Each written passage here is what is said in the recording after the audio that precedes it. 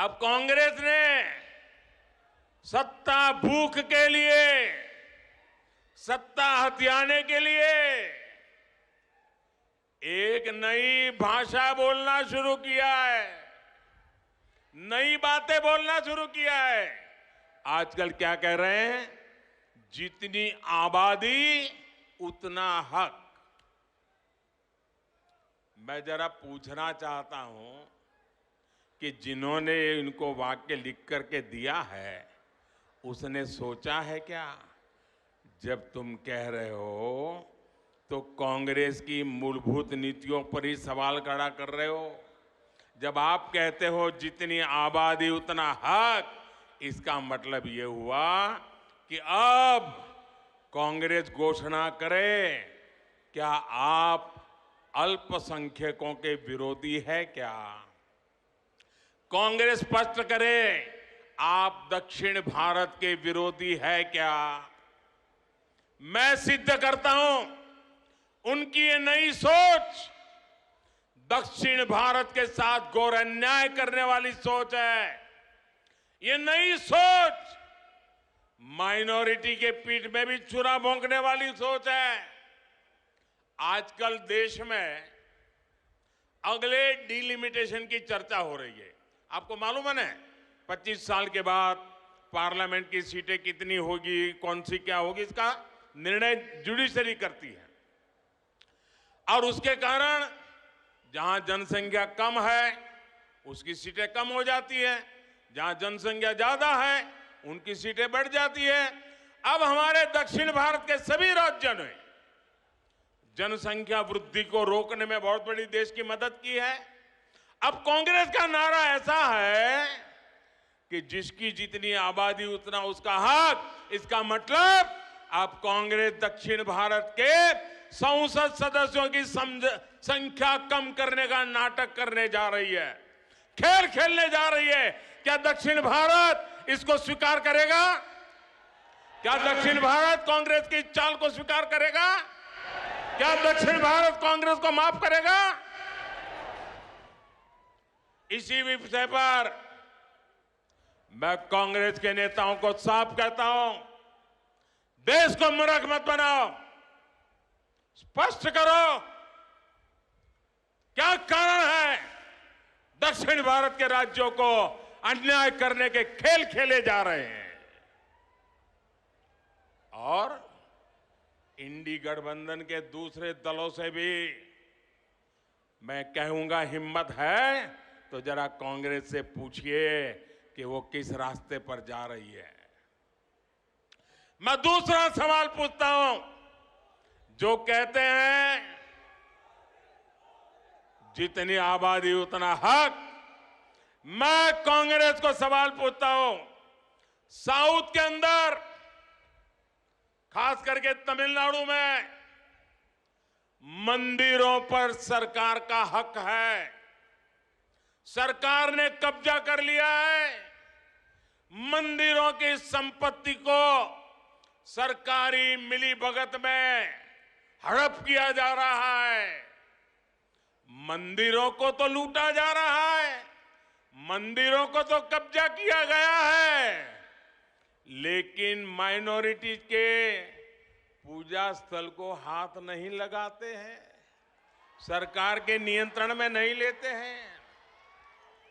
अब कांग्रेस ने जो नारा दिया है, कांग्रेस ने कहा है कि जितनी आबादी उतना हक।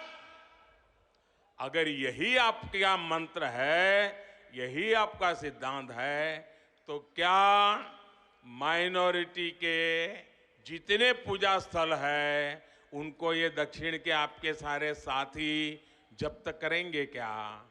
उनका कब्जा करेंगे क्या? उनकी प्रॉपर्टी को लोगों के काम में लाएंगे क्या? नहीं लाएंगे। मैं दूसरा सवाल पूछता हूं कांग्रेस को, ये जो नारा देते हैं तो क्या कांग्रेस और उसके साथी, खास करके तमिलनाडु, क्या वो वहां हिंदू मंदिरों को जो कब्जा किया जा रहा है, हस्तक्षेप किया जा रहा है, दक्षिण के अधिकतम राज्यों में यही खेल चला है, जब आप कहते हैं जितनी आबादी उतना हक, तो क्या ये हक हिंदुओं को आप वापस देंगे क्या? जवाब दीजिए। ये झूठी बातें मत करिए। लोगों को भ्रमित करने का खेल खेलना बंद कर दीजिए। कांग्रेस को, इंडी अलायंस को इस बारे में भी अपना स्टैंड साफ करना चाहिए। कांग्रेस के साथी जो तमिलनाडु में राज करते हैं, जो केरल में राज करते हैं, जो तेलंगाना में राज करते हैं, जो कर्नाटका में राज करते हैं, ये सारे साथियों को कांग्रेस से बात जवाब देना पड़ेगा। साथियों, आज देश में सबसे बड़ी जरूरतमंद जिनको डगर डगर पर मदद की जरूरत है, वो कौन है? हमारे देश के गरीब परिवार है। अगर आज इस देश की सबसे बड़ी कोई जाति है तो वो जाति गरीब है। और इन गरीबों की सबसे बड़ी जाति, उनकी सेवा, उनका कल्याण, उनकी प्रगति, यही सच्चा सामाजिक न्याय है। हमारी सरकार ने पिछले 9 सालों से गरीब कल्याण के लिए दिन रात मेहनत की है और इसके परिणाम भी सामने आ रहे हैं। नीति आयोग की रिपोर्ट कहती है कि 5 वर्ष में 13.5 करोड़ लोगों को गरीबी से बाहर लेने का पवित्र काम हमने किया है। और इसलिए मेरे लिए तो जाति अगर कोई है, देश की सबसे बड़ी जाति कोई है तो गरीब है। और अगर गरीब को गरीबी से बाहर निकालेंगे ना, तो ये देश समृद्ध होने से कोई रोक नहीं पाएगा।